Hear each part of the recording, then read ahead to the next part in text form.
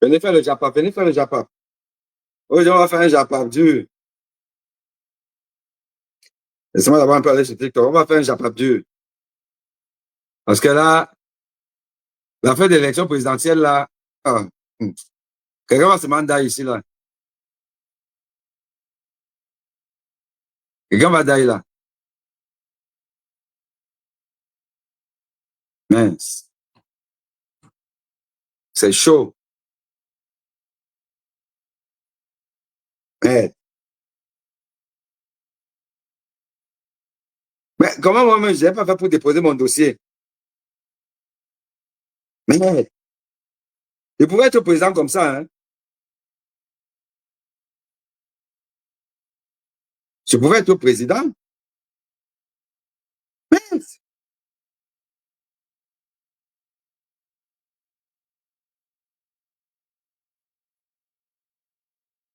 Je pouvais être président.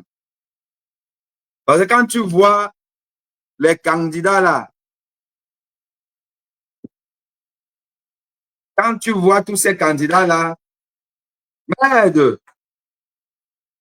tu te dis, hein, les gars, c'est chaud. C'est chaud. L'élection présidentielle au Cameroun, c'est une affaire de business. Un business mortel. Tu vois un candidat. Tu vois comment le gars, il a faim. Tu vois comment le gars, tu te demandes si il a même mangé. Mais le gars te dit qu'il est président de la République du Cameroun, là, à partir du 12 octobre. Mais, moi-même, je me demande que, ouais, comment il n'a pas déposé moi ma candidature? Mais il y a les candidats ici, là, dehors, ou même guettez les candidats. Tu sens que le gars a le ndoutou sur lui. Le gars a le ndoutou. Le gars a le ndoutou. Le gars, c'est que je ne sais pas s'il a fait à repasser à la maison. Tu ne sais même pas s'il a bu une eau propre depuis une semaine. Le gars est candidat à la présidence de la République. Il ne blague pas avec toi. Ils sont nombreux là, les noms même. On ne connaît même pas les noms. Bon, c'est vrai qu'on connaît quand même Jamen. Vous avez dit que Jamen est foiré. Jamen n'a pas l'argent pour prendre le taxi. On a vu Jamen arriver en 4x4. Bon, sa 4x4, c'est la 4x4 de comment on appelle encore les voitures là? Il y a un petit Yaris là. Mais pour Jamen, c'est une 4x4. Hein? Jamen est arrivé en 4x4. Jamen a un portier, quelqu'un a ouvert la porte. Jamen est sorti. Que, bon, la 4x4, tu n'as pas besoin de te courber là pour sortir de la 4x4. Hein?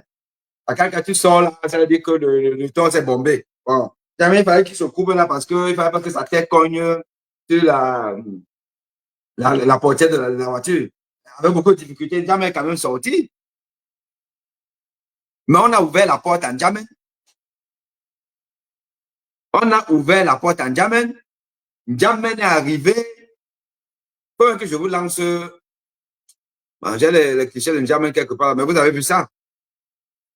Vous dites que, oh, Jamen n'a pas l'argent, oh, Jamen va manger au restaurant, il ne paie pas l'addition, oh, on a voulu voter Jamen qu'il il est pareil. Jamen a ses 300 millions. Jamen est sorti d'une voiture, il était assis derrière. Ça veut dire que Jamen a un chauffeur. On a ouvert la porte en Jamen. Jamen est sorti. Il est allé torse bombé. Les gens applaudissaient. il y avait du monde. Vous dites que, oh, quand tu es populaire, oh, quand tu es le plus populaire. Vous avez vu le monde qui avait chez N'Djamène? Pour ça, moi, quand tu peux mobiliser des gens comme N'Djamène mobilise, hein? Pourquoi vous êtes jaloux comme ça dans ce dehors-ci? N'Djamène vous a dit qu'il sera président. Et il ne suis pas avec vous. Oh, il est foiré, oh, il n'a pas l'argent. Regardez, vous me guettez, guettez. Mon frère, là, je ne sais pas comment il s'appelle. La première image, là, c'est la photo c'est la CRTV, CRTV Web et tout là. Le gars, il est là, serein. Il vous dit qu'il ne suit pas avec vous. Il y a un autre là, l'image d'en bas, à gauche là. Il y a un papa là. Bon, la veste qu'il a portée, vous allez dire que c'est Mokolo. Il a acheté ça à Mokolo. Mais vous voulez qu'il porte quelle veste? Justement, vous ne comprenez pas ça, c'est les vrais hommes politiques. Le gars affiche sa pauvreté. Pour vous dire que, à 43 ans, mon adversaire, le candidat sortant, il nous a appauvris. Il m'a appauvri moi-même. Je suis devenu pauvre. Alors qu'en temps normal, dans un pays serein, je vais avoir une belle veste bien repassée. Tout là. Regardez, j'ai la veste de Mokolo. Je ne peux pas repasser. Ce n'est pas normal. Dans un pays qui a producteur de pétrole, cacao, café, banane, bauxite, or, on a tout.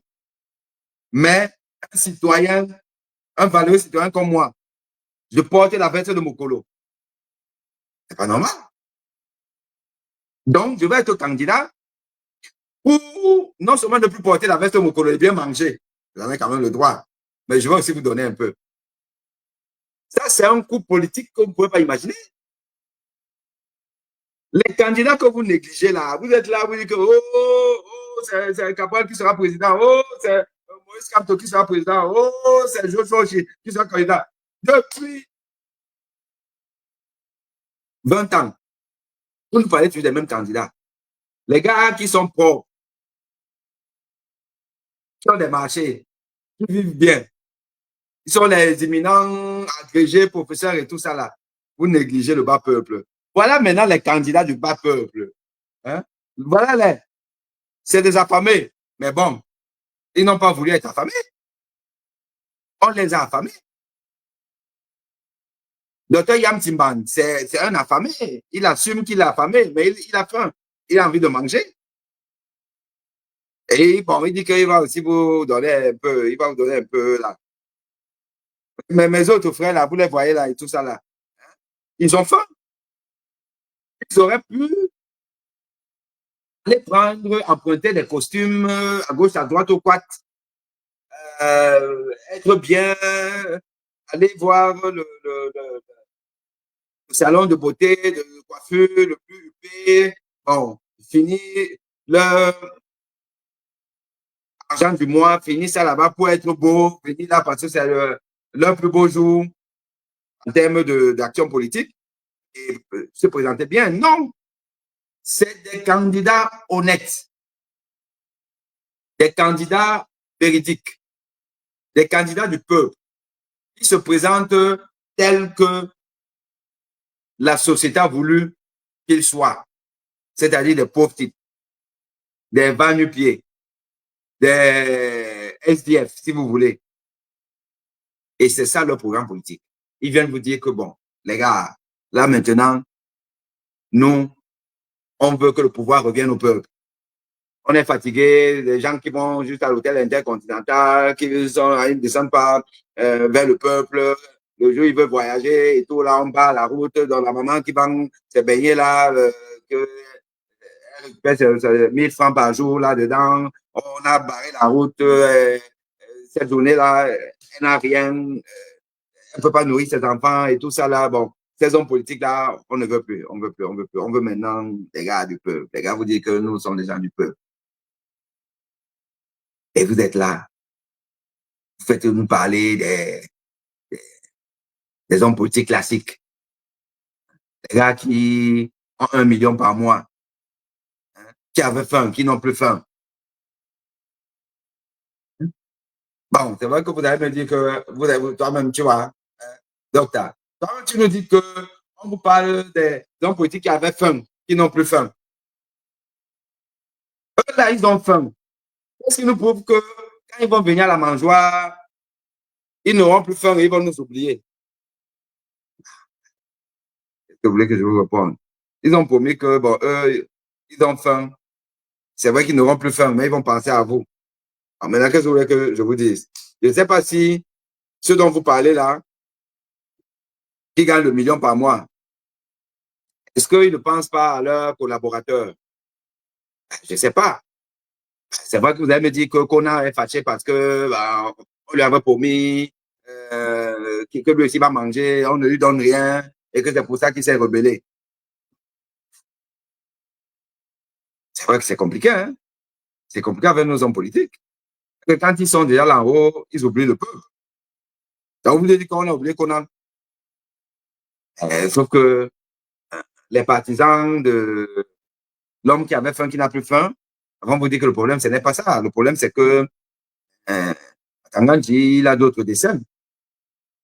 Tanganji a refusé de donner un parti, enfin, a refusé la création d'un parti pour M. Cabral parce qu'il avait ses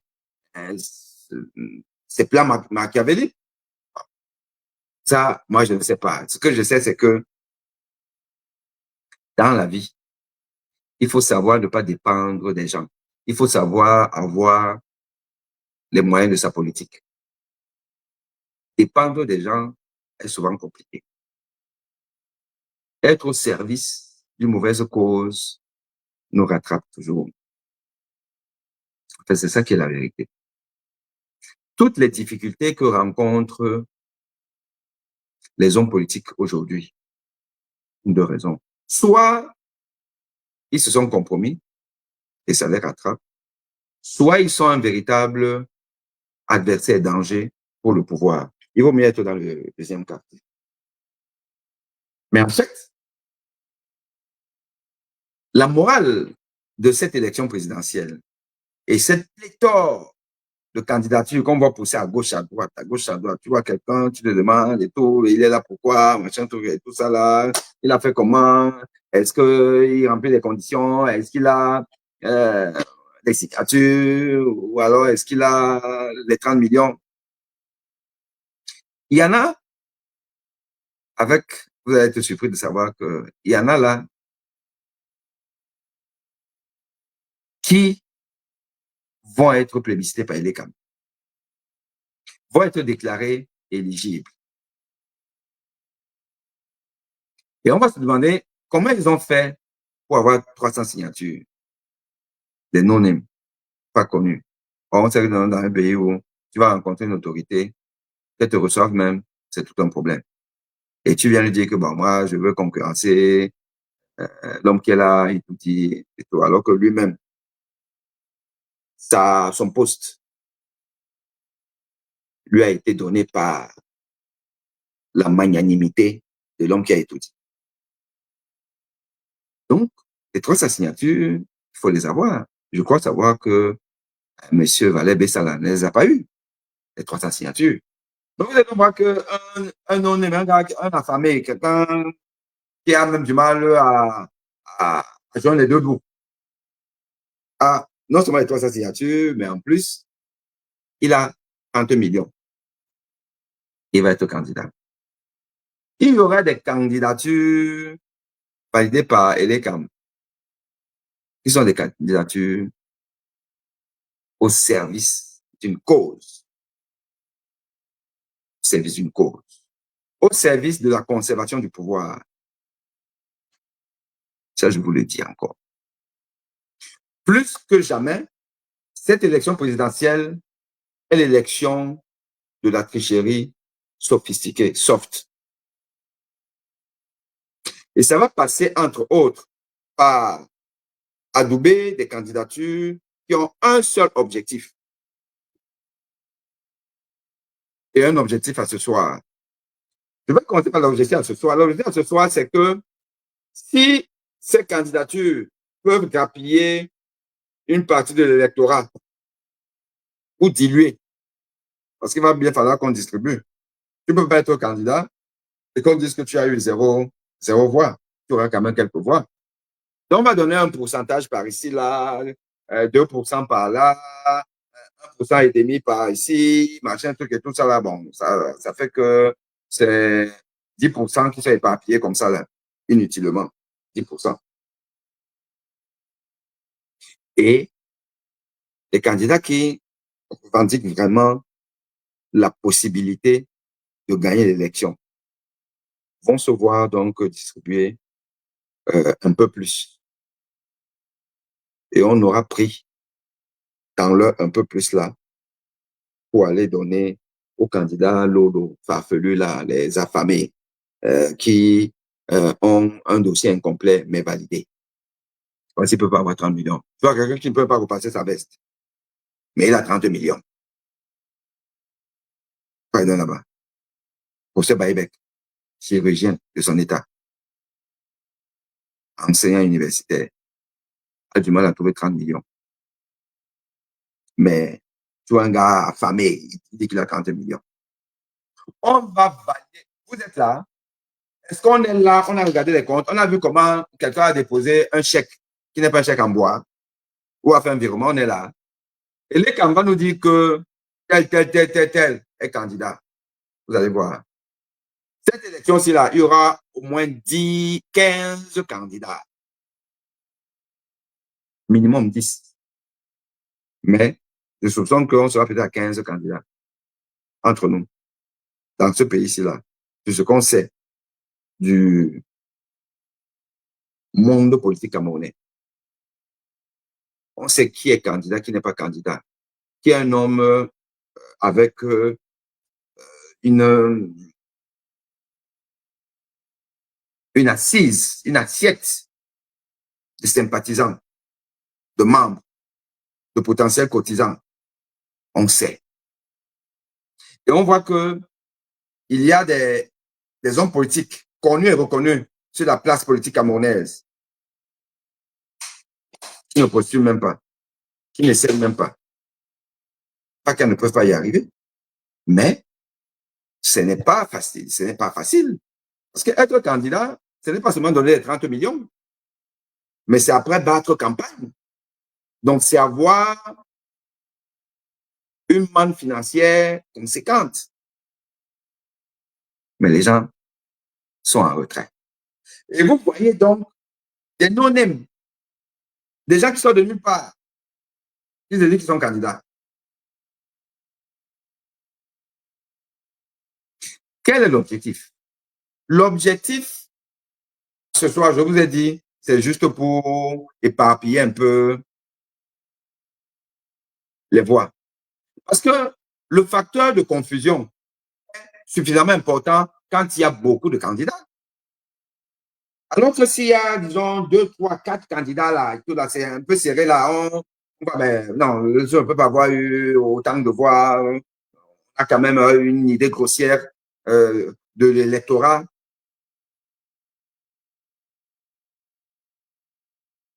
Mais là, avec 15 candidats, on est éparpillé, on est éparpillé, on est éparpillé, on est éparpillé, on est éparpillé, on est éparpillé, on est éparpillé. Après, on dit que bon, toi, tu as ça, toi, tu as tant, tu as tant, tu as tant. OK. Mais après, il y a la proclamation de l'élection. Et dès qu'on l'a proclamé, tous ces candidats qui sont en mission, qui ont vu leur dossier validé, qui vont recevoir de l'État, puisqu'a priori, tu dois avoir donné 30 millions. Écoutez bien le business. Tu dois donner 30 millions comme caution. Si ta candidature est validée, l'État te rembourse 15 millions. Donc, en réalité, tu auras dépensé 15 millions. Imaginez donc un candidat farfelu qui a juste un rôle, dont on va parler plus tard. À qui on dit donc, laisse les bêtises, mets ta pièce d'identité là, mets ta pièce d'identité, ben, et puis, je sais pas de quoi, casier judiciaire, et tout ça là, va donner, on va doubler. Officiellement, il a donné 30 millions. Et comme sa candidature a été acceptée, et toutes les candidatures acceptées se voient rembourser de 15 millions. Donc, on va donner à ce monsieur 15 millions qui n'aura pas avancé. Donc, vous voyez que le mec, il empoche 15 millions. C'est sa participation comme satellite, comme soutien au RDPC, lui vaut 15 millions de bénéfices. Un mec qui n'a jamais vu 1 million de sa vie, qui n'a même jamais vu 150 000 francs de salaire par mois, se retrouve avec 15 millions. Vous croyez que la personne là, dès qu'on va dire que bon, dit que nous on a gagné, oh non, non, bon, moi je suis républicain, Paul Biya a gagné. Effectivement, moi je peux rien dire, Paul Biya a gagné. Voilà un candidat officiellement opposant. Et toute l'opposition, logiquement, est solidaire. L'opposition a pour unique principal adversaire le candidat sortant.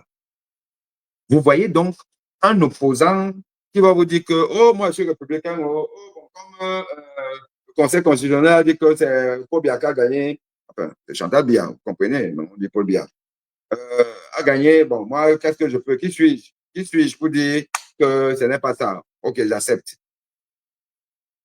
Un opposant a dit ça, un deuxième, un troisième, un quatrième, un cinquième, vous allez encore dire quoi?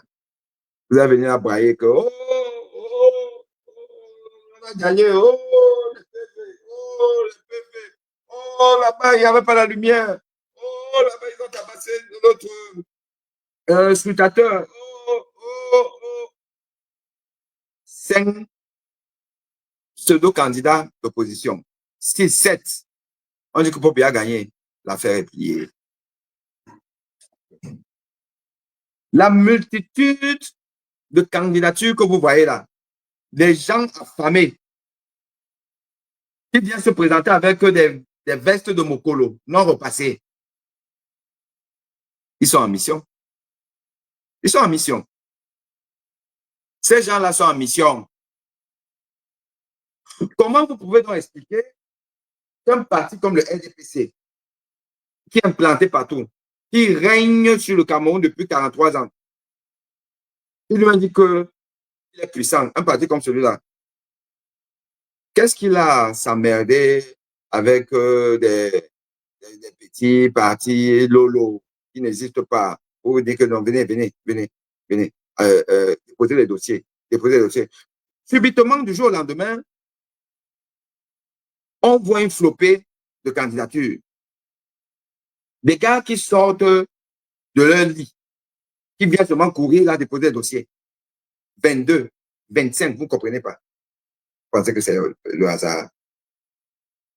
Atanganji a vu que bon, on avait fait ceci là en 2018, on nous a déjà attrapé là. On a fait ceci, on nous a attrapé. On a fait ceci, on nous a attrapé. On a fait ceci. Les gars là ont toujours un tour dans leur sac. Ils ont dit que cette fois-ci là, on va passer par la méga démocratie. Nous sommes une démocratie non pluraliste, multipartisane. Il y aura des candidatures. Vous les voir, voilà, on va vous les donner. Ces candidatures là ont pour seule mission, c'est une double mission. C'est un peu les votes là, comme ça, là, les éparpiller un peu. Et embrouiller là, parce que quand on va sortir là, ça va embrouiller tout ça là. Et tous vont dire que nous, on est républicains. Je me répète, mais la répétition est la mère de l'enseignement. Voilà pourquoi le RDPC a tout intérêt et encourage la multiplicité des candidatures. Et que son bras séculier, l'ECAM, va adouber les candidatures les plus inattendues. Je laisse encore le dossier de est-ce qu'ils vont valider les vraies candidatures ou pas. Ça, c'est un autre dossier. Je suis souvent dans le fait que l'ECAM va valider des candidats lolo, les candidats fictifs, les candidats affamés, qui ne peuvent avoir 30 millions, ni 300 signatures. Mais on va vous dire que ces gens-là sont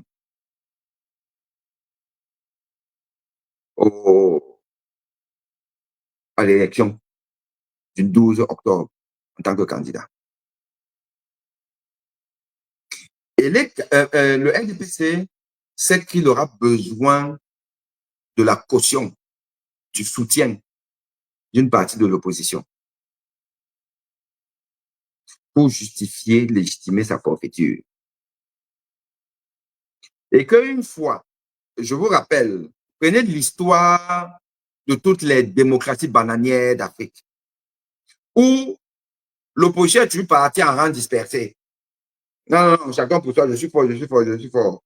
Dès que le candidat sortant déclare que j'ai gagné, l'opposition n'a jamais pu faire bloc pour dire que non, tu n'as pas gagné. Et on va dans la rue. C'est chacun qui regarde, mais il faut que dans le chacun là, beaucoup déjà savent que bon, moi je ne peux pas gagner. Je n'ai pas gagné. Moi, au moins, je sais que je n'ai pas gagné. Je vais aller me battre pour celui-là que lui, ouais, c'est possible qu'il ait gagné, il a même peut-être gagné. Je me bats pour que lui devienne président. Quand je vais me battre, là, il va me donner quoi? Je gagne quoi dans ça? Mais bête, hein, je prends mes millions ou mes milliards que le type est en train de me donner, puisque celui qui, lui, l'a réellement gagné. Déjà, il n'a pas la bourse de l'État. Il n'a pas enfin, un compte où il va l'épuiser comme ça, là, il te donne. Il a déjà fini son argent dans la campagne électorale. Il est essoré. Il compte simplement sur le fait qu'il va arriver au pouvoir et puis il va se refaire une santé. Et il ne peut rien te promettre. Même s'il dit que bon, tu vas être ministre, machin, truc là-bas encore. Il faut qu'il te le dise, il faut que vous ayez discuté de ça avant.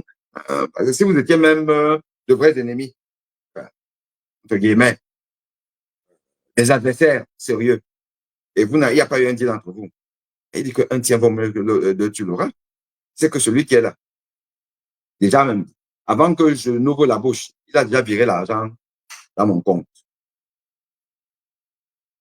Le gars dit que je m'en vais moi aux États-Unis me reposer. Hein. La campagne là m'a vraiment épuisé, je n'ai plus le moyen de. Donc, je m'en vais. Voilà comment ça se passe.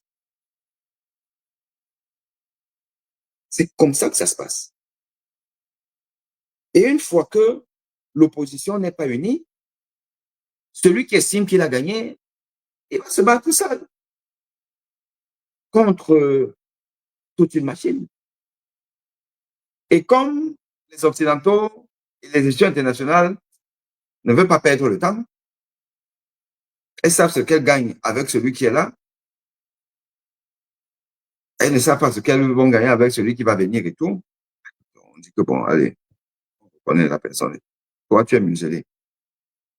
Et en plus, tu as une population qui ne s'aime pas assez, n'aime pas sa liberté, n'aime pas la justice. Tout le monde dit, bon, on va faire comment? Tu vas passer donc toute la mandature à gueuler, à réclamer tout ça là, mais rien.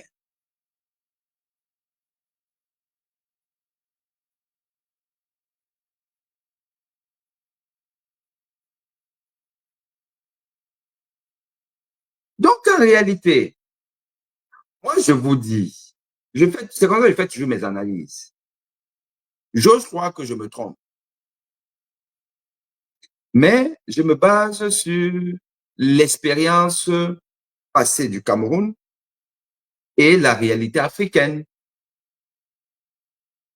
L'opposition est son propre adversaire. Et quand je dis opposition, ce n'est pas simplement l'autre qui est mon adversaire. Je suis mon propre adversaire moi-même. Parce que moi, quand je vois comment des gens essaient de battre en brèche, à la limite même me tenser de je ne sais pas trop quoi, parce que je vous sors la thèse selon laquelle nous avons tout intérêt, à la limite même à avoir aussi nos candidats, on va dire partenaires. Nous avons intérêt à souhaiter, à tout faire pour qu'on ait des candidats dont on connaît la probité, la loyauté, la perspicacité, la détermination. Nous avons intérêt. Et les gars, il suffit qu'il y ait une petite, enfin, un petit point de marqué, un petit but marqué. Oh, on a créé la victoire. Ce match-ci, je peux vous assurer que c'est un match avec prolongation. Le match que nous sommes en train de livrer là, c'est un match qui ne finit pas en 90 minutes. Ça finit avec 90 minutes prolongation, tir au but, avec plusieurs séries de tirs au but de pénalty. C'est-à-dire issue incertaine, comme vous ne pouvez pas l'imaginer. Parce que pendant que nous, on est là, on réfléchit, on crie de joie une fois qu'on a marqué un but. Les gars là-bas, les gars réfléchissent. Les gars réfléchissent. J'ai envie de dire qu'ils ont une longueur d'avance sur nous. Parce qu'ils savent faire que ça, tricher. Et ils ont toutes les cartes en main. Ils ont ELECAM. Ils ont le Conseil constitutionnel. Ils ont la sécurisation des bureaux de vote. Ils ont les sous-préfets, ils ont les préfets, ils ont tout. Nous, on n'a que la vérité, le droit. Et on a un peu pas suffisamment déterminé. Je vous assure que ne crions pas encore victoire, ne criez pas victoire. L'affaire ici, là, est très compliquée. L'affaire ici est très compliquée.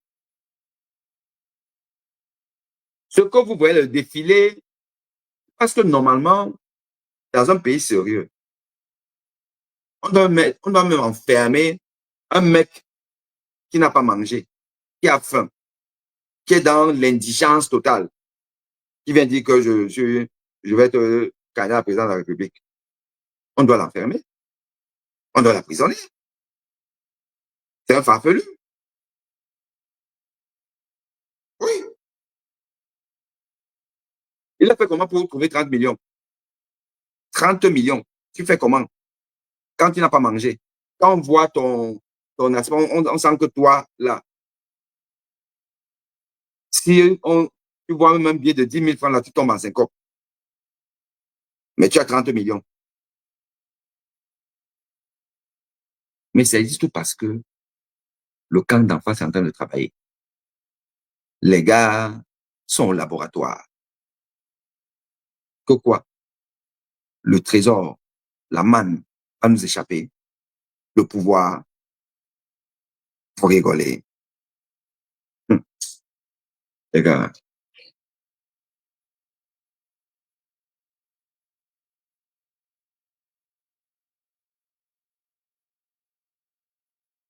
Nip me demande, Mota du MRC a vraiment posé sa candidature. Bon, je crois que vous avez compris que c'est une boutade que je faisais. Mais, sachez une chose. Même quand je suis dans la boutade, même quand je suis dans le Japa, sachez que Aimé Boni a toujours un fond de sérieux, de vérité, de message à passer dans toutes ces boutades. Moi, c'est comme ça. Dans la vie, il faut parfois s'amuser, il faut rigoler, il faut être... mais il y a toujours un coin du Aimé Boni que vous connaissez derrière. Donc, en faisant ce post hier dans la nuit avant de dormir, ce matin quand je me lève, je vois que c'est vu par plus de 10 000 personnes en quelques heures. Encore, c'était la nuit très tard que je l'ai fait. Ça veut dire quoi? Ça veut dire que, en réalité, si moi, on me demandait mon avis, le MRC devrait envoyer quelqu'un. Ça peut être le nouveau président Mota. On me dit que son casier judiciaire ne lui permet pas, mais il y a bien des vice-présidents. Envoyez quelqu'un. Tous ces candidats farfelus que vous voyez là, c'est les candidats du RDPC. La coalition MRC Manidem devait envoyer là-bas leurs gens aussi. Et le MRC est fondé sur la base donc des articles de la Constitution et du Code électoral que nous avons déjà largement discuter ici, là, le mandat impératif nul et autres, envoyez là-bas, donnez l'occasion à l'ECAM RDPC d'accomplir leur forfaiture, leur donner du boulot. Pour moi, le MRC devait avoir un candidat, puisque le Manidem a son candidat, qui est le professeur Maurice Kamto. Le MRC devait envoyer sa personne. Maintenant, on va me dire que il n'y a pas l'argent, il faut l'argent. Non, excusez-moi. Excusez-moi. Le MRC Manidem, l'APC d'ailleurs, l'APC Manidem, devrait pouvoir trouver 30 millions qui sont remboursables. Parce que si on rejette au nom de la non-transhumance, voilà, disons ça comme ça là, mais on rejette, on vous remet vos 30 millions. Mais imaginez pas extraordinaire que ça passe. On vous rembourse 15 millions. Dans ces 15 millions qui ont été, pas grave, 15 millions n'ont pas encore fait des mobilisations. Mais au moins, il y aurait eu donc ces deux candidatures. Donc, ces deux candidats. Donc, au moment de la contestation, ces deux candidats, plus d'autres candidats partenaires qui vont dire que vous n'avez pas gagné. Ça là, ça compte. Ça compte. Je vous dis encore que le contentieux préélectoral, il est incontournable. Il y aura contentieux préélectoral. Ne vous manquez pas. La fête, là, ne peut pas s'arrêter là. Quand vous voyez la Tangandji, appelez, comment vous l'appelez encore? Sandongo. Bon, je passe à QFDO. Vous pensez que c'est pourquoi? Vous pensez que c'est les gars sont dans leur campagne pour vous préparer l'opinion. Ils sont sereins. Nous n'avons pas encore gagné. Nous n'avons pas même gagné quoi. On peut même pas parler de victoire, mais non même de demi-victoire, puisque là, nous sommes suspendus à leur décision de qui vont valider, qui ne vont pas valider. Vont-ils valider le professeur Paibek, candidat de l'UPC, ou c'est M. Yam Timban qui est venu, on ne sait pas trop par où, comment, machin, tout là pour dire que c'est lui l'UPC, ou c'est une autre UPC, ou alors c'est ma part qui vont valider, d'autres affamés qui sont là. On me dit que même le chanteur, comment on l'appelle, Motanguigna, est candidat. On va valider qui? Vous ne savez pas. Mais je vous dis encore que ces gens-là ne peuvent ne pas valider des gens dont ils savent que demain, ils vont dire qu'eux, ils ont gagné. L'affaire là n'est pas simple, chers amis. Je n'arrive pas à comprendre pourquoi le Camerounais est aussi fanatique. Un fanatisme qui l'amène à s'auto-flageller, à considérer que non, c'est bon, on est dispersé par les voix. Mais vous pouvez même de disperser quelles voix.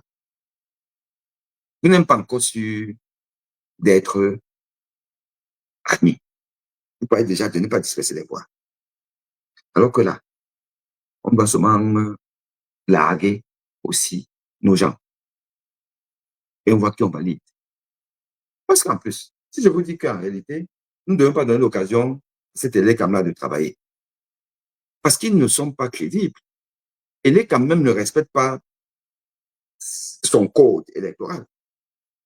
Et les quand même ne respectent pas ça. Et les quand même pas publié la liste électorale nationale. Donc, ils n'ont pas la qualité pour venir jouer aux arbitres ou à l'arbitre. Quelle que soit la forfaiture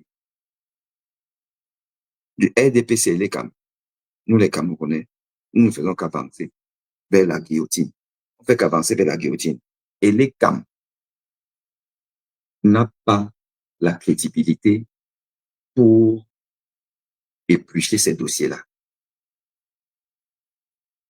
Et l'ECAM a triché, a fauté, nous le savons. Mais on demande donc à un tricheur, à un voleur, de venir juger des adversaires dans un contentieux. Un bandit doit juger des personnes qui sont susceptibles d'être condamnées ou relaxées. Le Cameroun est une curiosité démocratique. Mais le problème, c'est le peuple camerounais. Nous avons de sérieux problèmes. Et les problèmes que nous avons ont une explication qui est que nous ne sommes pas suffisamment solidaires entre nous. Nous sommes donc égoïstes. Nous sommes des fanatiques. Nous sommes des tribalistes. Et tous ces mots nous amènent à ne pas pouvoir avoir la même vision qu'on va amener pour notre autodétermination.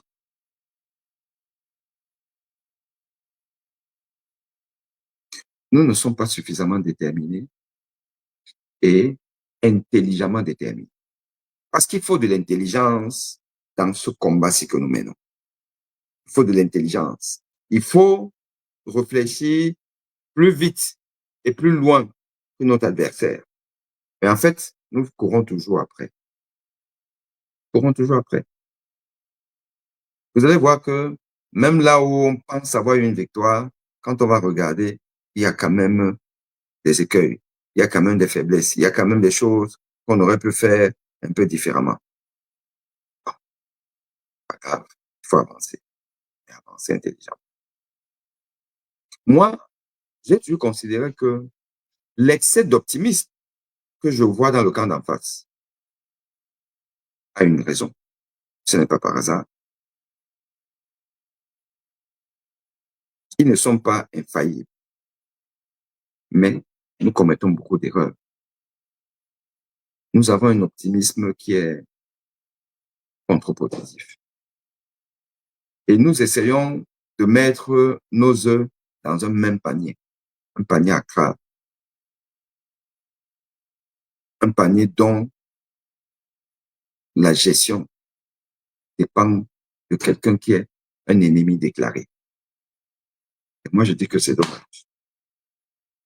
C'est dommage. Mais bon, peut-être que j'ai tort.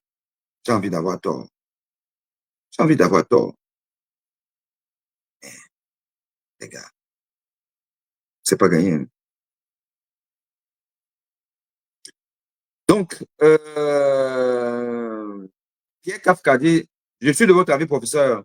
Autant le RDPC a multiplié les candidatures, autant l'APC, Manidem, devait aussi le faire pour avoir plusieurs cadres à son art, cordes à son art. Le combat sera rude et rien n'est gagné d'avance. Le système néocolonial met tout en place pour sa conservation du pouvoir, quitte à bafouer les lois. C'est ça.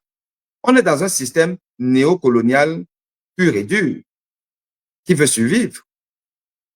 Et comme la néocolonie perd du terrain en Afrique, là où elle prospère encore, je peux vous assurer que les Occidentaux sont pour.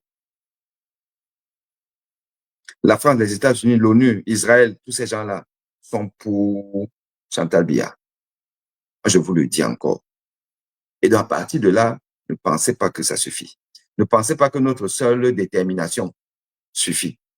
Il faut faire preuve de beaucoup d'ingéniosité, beaucoup de sens. C'est ce que nous faisons passer.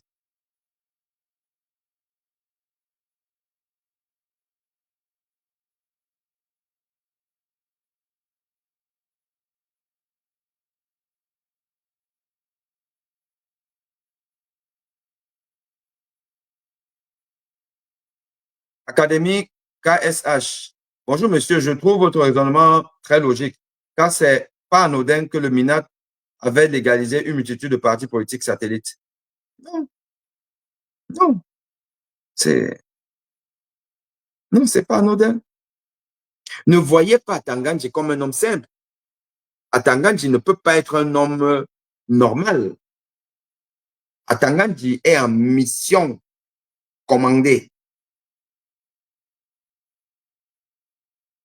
approuvée par la très haute hiérarchie de l'État. C'est ça, Atangandji. Il est là pour ça. Hein? Il n'est pas là pour blaguer avec vous. Non.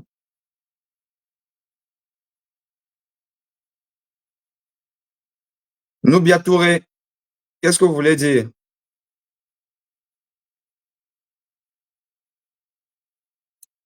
Déjà, on connaît déjà toutes les stratégies, comme vous dites. Avec toute cette pléthore de partis, on ne comprend rien. Avec la situation globale qu'il y a, où tout le monde est en train de vouloir se protéger, il faut protéger les grands ensembles. Il faut qu'on soit un grand ensemble pour pouvoir se protéger des ennemis. Il y en a, comme tu dis, ils courent après je ne sais pas quoi, ils laissent leurs ennemis. Le vrai ennemi est loin, il n'est pas devant nous là. C'est vrai qu'ils ont les ennemis à les arbres aussi là à côté. Mais on connaît qui est notre vrai ennemi. Tout à fait. Et pour ça, comme tu dis, on n'est pas unis. On n'est pas unis. C'est une histoire très profonde. Parce que je vais entrer dans la métaphysique, dans notre métaphysique. Nous sommes ancrés et les autres ne sont pas ancrés, les autres sont suspendus. Donc, il faut qu'ils captent notre énergie. Alors, comment ils captent notre énergie et nous affaiblissent? Comment ferons-nous pour reprendre notre énergie et notre lucidité? C'est en mangeant la nourriture de notre terre qui va nourrir notre glande pinéale en contact avec le soleil. Donc, ça veut dire retourner aux sources quelque part. Reprendre nos forces endogènes, nos forces ancestrales. C'est cette nourriture. Et quand la glande pinéale est bien nourrie avec les aliments qu'il faut de la terre, les légumes, les poissons, tout ce qui n'est pas dur, parce que le corps humain est formé de 70 à 80% de liquide. Donc, il faut des aliments qui permettent la fluidité de ces liquides. Et quand on est constipé tout le temps, on mange des choses qui ne sont pas bien pour nous. En plus des toxines qu'on rajoute sur la terre, les engrais qui empoisonnent le sol, c'est pas bon. La glande pinéale qui est dans notre tête, cette glande qui sécrète la neuromélanine, qui va nous donner la mélatonine et l'oxytocine, qui est l'hormone du rattachement, l'hormone de vie. Parce que c'est ça l'hormone quand la femme accouche, l'hormone de l'amour, l'hormone de la créativité. Quand la glande pinéale est calcifiée, franchement, on ne sait plus comment entrer en contact pour recevoir les informations normales, les informations de vie. Je ne sais pas si je me fais comprendre le lien avec la terre et le soleil. C'est-à-dire, on est l'univers, on fait partie de la nature, on fait partie de l'environnement. Ok, enfin, je ne sais pas si tout le monde comprend. C'est vrai, comme vous l'avez dit, c'est un peu de la métaphysique et ça peut être difficile à comprendre, surtout pour le commun des mortels. Mais évidemment, certainement qu'il y a un peu de ça ou beaucoup de ça. Ça dépend maintenant de... Il y a tout ce on ne se nourrit pas seulement de ça, on se nourrit aussi des paroles. Tout ce qui sont les mensonges, ça a prévu depuis longtemps. Les images bizarres, on déforme complètement tout notre imaginaire. Non, moi, je suis assez d'accord avec vous parce que je pense que chacun de nous, à un moment donné, se dit quand même, Mais comment est-ce on en est arrivé à ça? Comment le Cameroun est arrivé à un stade où, quelles que soient les difficultés, quelles que soient les incongruités, quelles que soient les anomalies, parce que c'est une anomalie que d'avoir un monsieur de 93 ans, on peut avoir 93 ans et être en forme. Il y a des gens de 93 ans en forme. On a vu Abdoulaye Wade, qui n'était pas un neuneu, pourtant il était assez âgé. Donc, on a des gens de 93 ans en forme, mais on a un homme de 93 ans qui est malade. Il y a peut-être un an où c'était la commémoration de quelque chose là en France. Oui. Oui, il a fait un discours vraiment très sarcastique pour ces gens. Et puis, c'était comme s'il les envoyait des balles, mais en douceur, des vraies balles. Ça fait peut-être une année que le président Paul a fait ce discours. Et puis, à ce moment-là, il en est parlé du Cameroun qui était indépendant quand nous sommes allés à la guerre. Nous étions indépendants. Oui, mais bah, à la limite, moi, je ne tiens pas compte de ce genre de discours. Comme vous dites, c'est un discours qui ne valait rien parce qu'on n'est plus à l'heure des discours. D'ailleurs, il y a Tania qui a dit ça là quelque part, qu'on n'est plus à l'heure des discours. Il faut être dans les actions. Mais c'est parce que si on reste sur ouais, c'est Tania qui a dit là n'est plus au constat. Il faut simplement passer à faire des propositions. Non, les discours, les chefs d'État africains ont passé leur temps à faire des discours. On n'est pas de discours, on est dans des constats et qu'est-ce qu'on fait? Effectivement, c'est ça. Il faut regarder derrière parce que le présent sans le passé, ce n'est que du mensonge. On est obligé de regarder derrière ce qui se passe derrière. Et comme le candidat Yam Ntiba a dit, nous sommes dans un état transitaire depuis 1958. Ça veut dire que la révolution a été stoppée. La révolution avant la guerre, pendant la guerre des indépendances, avait été stoppée. Et c'est dans cette transition qu'on est jusqu'aujourd'hui. Bon, écoutez, moi, je ne sais pas. Je suppose peut-être que Yam Tima, c'est peut-être votre candidat, c'est ça, hein? Oui, oui, oui. Bon. Mais est-ce que vous savez que si on va regarder la régularité de la candidature de Yam Timban, elle peut poser un problème justement de comment l'homme politique en général et l'Africain en particulier, le Camerounais davantage, voit la morale et la justice sociale. Comment vous pouvez même comprendre, laissons un peu même les détails de l'UPC que nous ne connaissons pas. Nous ne sommes pas dans les méandres de l'UPC. Laissons un peu ça là. Mais simplement de manière aérienne. Si vous suivez la politique camerounaise depuis au moins quelques années, comment vous pouvez comprendre que l'UPC, on connaît à peu près qui étaient des membres actifs présents de l'UPC. Et le professeur Baïbek en faisait partie. Le professeur Baïbek était dans le directoire de l'UPC. Le professeur Baïbek, c'est donc un membre du directoire de l'UPC engagé depuis toujours. Et que le professeur Baïbek, c'est quelqu'un qui a donné de sa carrière même, qui a sacrifié sa carrière, qui a lutté contre ce pouvoir contre lequel nous nous battons. Le professeur Baïbek a payé de sa vie. Il a été suspendu en tant qu'universitaire. Son salaire confisqué. On connaît tout ça là. Comment vous pouvez expliquer que du jour au lendemain, Yam Timban, jamais membre du directoire de l'UPC, apparemment, il y a des conditions pour même être candidat, être éligible, se fait adouber donc à une fraction comme on en connaît déjà beaucoup à l'UPC et partout ailleurs.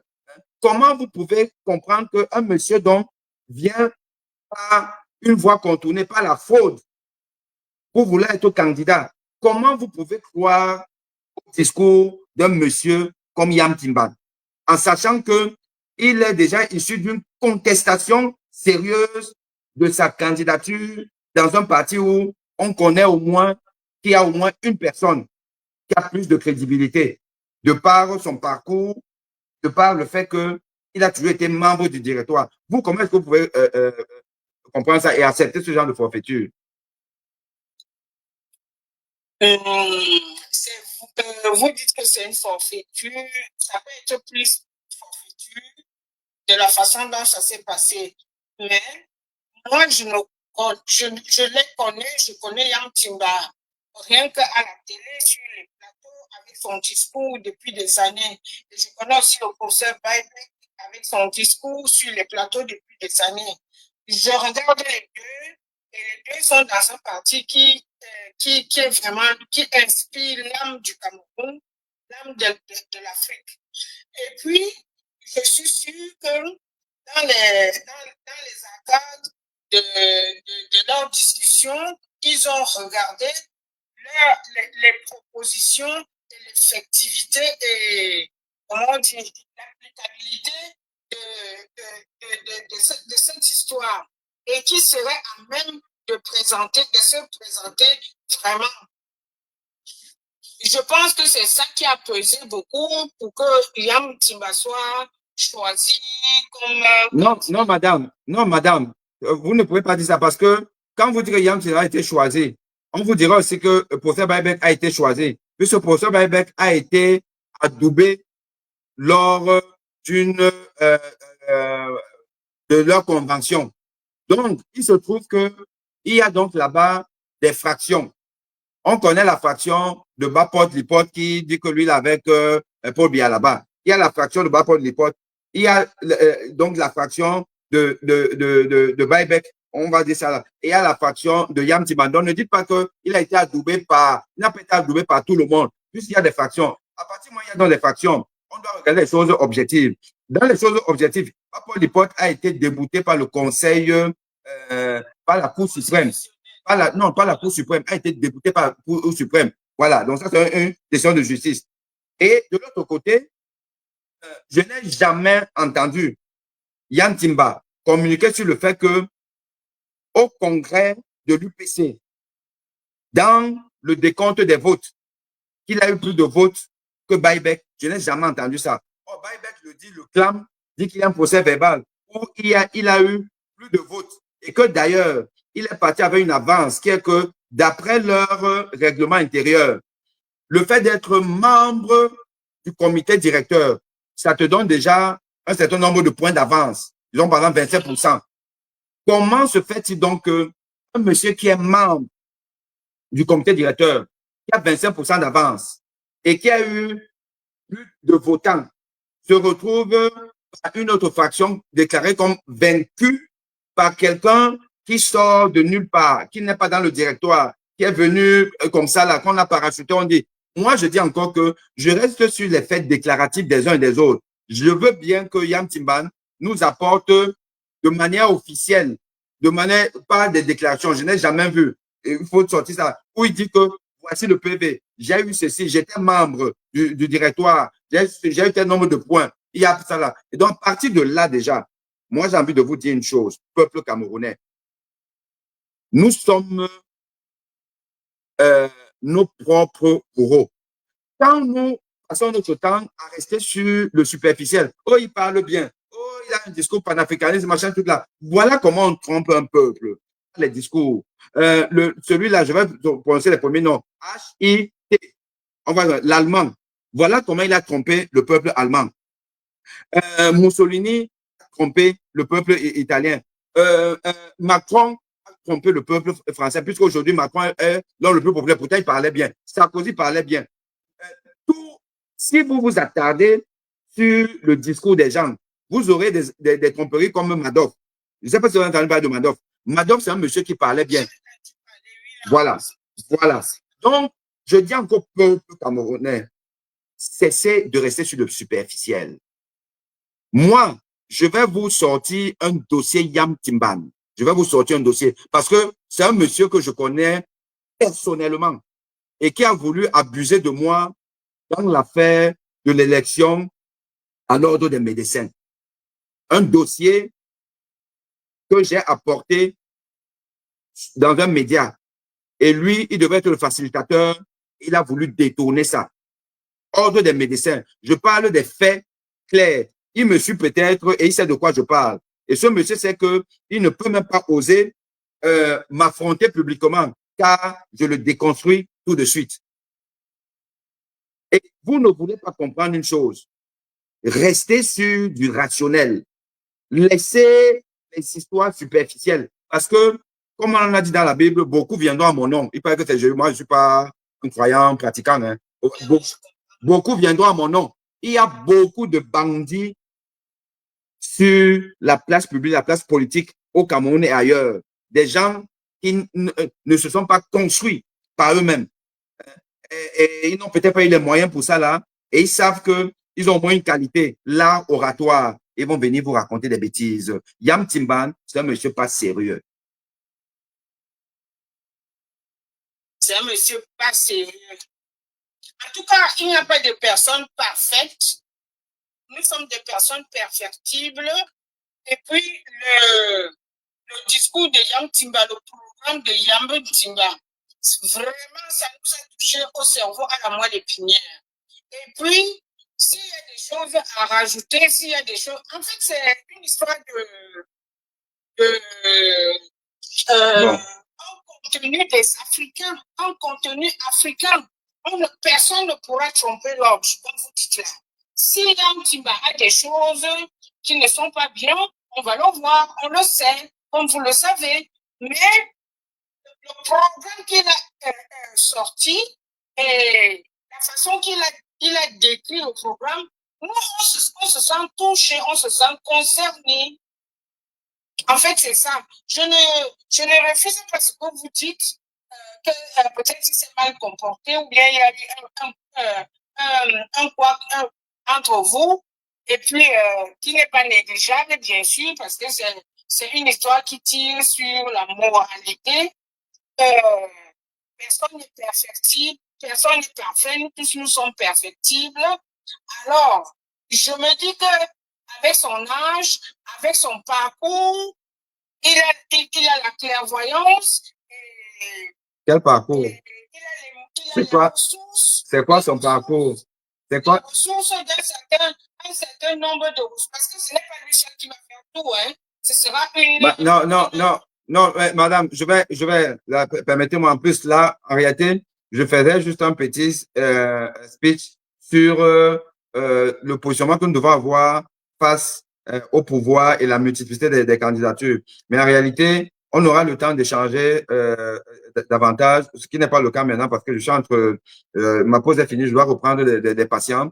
Mais je me permets quand même de vous dire, hein, je me permets de vous dire que, vous savez, dans la vie, il faut savoir être exigeant.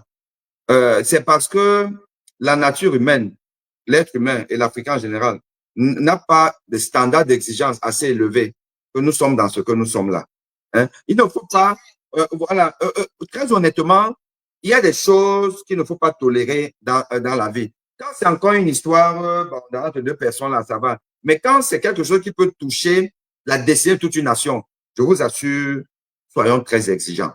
Soyons très exigeants. Et je dis encore que si la candidature Yam Timban est irrégulière parce que il a floué et les gens qui sont avec lui pour régler leur compte avec un autre candidat ont floué l'éthique et la morale. Je vous assure que aucun discours panafricaniste, machin, tout là, ne peut prospérer parce que je tiens à vous rappeler que vous êtes encore jeune. Nous, on était gamins quand Paul Biya est arrivé au pouvoir en 82. Paul Biya, toutes nos mamans étaient même prêtes à l'épouser. Nos mamans étaient prêtes à épouser Paul Biya. Paul Biya, il n'y a pas eu un être humain aussi aimé que Paul Biya. Il parlait bien, il avait de beaux discours. Nous voyons, nous sommes aujourd'hui. Faites attention au discours. Je sais encore, je le dis, c'est un conseil que je donne à tout le peuple camerounais. Faites attention au discours. L'homme qui vient vous parler bien. Je connais là où nous sommes aujourd'hui. Je comprends là où nous sommes aujourd'hui. On pourrait être mieux et on pourrait être encore même davantage mieux. Mais il y a des circonstances extérieurs qui ont joué et qui ne sont pas prêts à lâcher aussi. Hein. Il y a des circonstances extérieures qui ne sont même pas prêtes à lâcher. Allez, madame, je vous en prie, je pense que vous êtes peut-être une follower. Je ferai bientôt un débat uniquement sur le candidat, appelons le candidat Yam Timban, et j'apporterai au peuple des faits clairs, factuels, surtout sur le parcours, même le parcours scolaire universitaire, parce qu'on l'appelle docteur Yam Timban. Parfois, on met là le philosophe et tout là. Pardon? Il n'est pas docteur, semble-t-il. Ah bon, semble-t-il, mais sauf qu'il laisse, on l'appelle docteur, même sur les plateaux télé. J'ai déjà partagé plusieurs plateaux avec lui. Hein. J'ai déjà partagé plusieurs plateaux sur le canal international avec lui. Donc, il laisse, parce que quand on n'est pas docteur, déjà, vous savez, c'est pas compliqué. Hein. Les médias, quand vous vous présentez, quand vous êtes un panéliste et tout, on vous demande. Non, permettez-moi de parler. On vous demande comment on doit intituler on doit vous intituler votre titre et tout là. C'est vous qui donnez. Je peux dire non, mettez juste Aimé Boni. Comme je peux dire, mettez professeur Aimé Boni. Donc, si quelqu'un met docteur Yam Timban, ça veut dire qu'il a dit que écrivez docteur. Voilà. Donc, c'est de ça qu'il s'agit. Et on peut, à un moment donné, faire un communiqué pour déjà faire, écoutez, je ne suis pas docteur, ne m'appelez plus docteur. Mais on met le philosophe, on met docteur, on met plein de choses là. Donc, moi, je n'ai jamais entendu dire que ne m'appelez pas docteur. On met toujours docteur. Une fois aussi, j'ai suivi dans une interview, on lui a demandé qui se présente. Il n'a pas signifié le mot docteur. Je suis resté tranquille. Je savais déjà qu'il y avait cette histoire. Mais d'où vient donc? Il apparaît seulement de philosophe et économiste. Bon, d'où vient l'histoire de docteur? Parce qu'on n'invente pas comme ça. On n'invente pas quelqu'un, le titre comme ça. Là. D'où ça vient, un. Et de deux, ça veut dire quoi être philosophe? Quand on dit qu'on est philosophe, vous savez le parcours pour qu'on appelle quelqu'un philosophe? Il faut une création. Bon. Pour avoir fait philosophie, avoir eu, je ne sais pas quoi, la licence ou bien la maîtrise ou le doctorat. Et puis, il faut une création en même temps. Alors, il faut que tu aies sorti un discours. Il remplit donc, madame, est-ce qu'il remplit dans ces conditions-là? Je sais seulement qu'il a écrit un livre que je connais pas. Vous voyez, non? Donc, ouais, c'est un peu trop compliqué. Laissons l'affaire là. Il y aura le Yam Timban qui va venir. Je vous remercie beaucoup déjà pour avoir accepté de monter et nous partager votre point de vue. Et aux autres. J'ai beaucoup parlé parce que moi, je vous ai entendu parler des Africains ne s'aiment pas. C'est ça que je voulais expliquer. Mais, madame. On doit manger. Madame. Vous avez vu. Madame, est-ce que vous m'entendez? Je vais devoir vous arrêter parce que vous ne voulez pas m'écouter. Je vous dis que j'ai des patients qui sont là. Je ne peux pas, malheureusement. Merci, j'ai des patients. Allez, je vous dis merci à tout le monde et à très, très bientôt.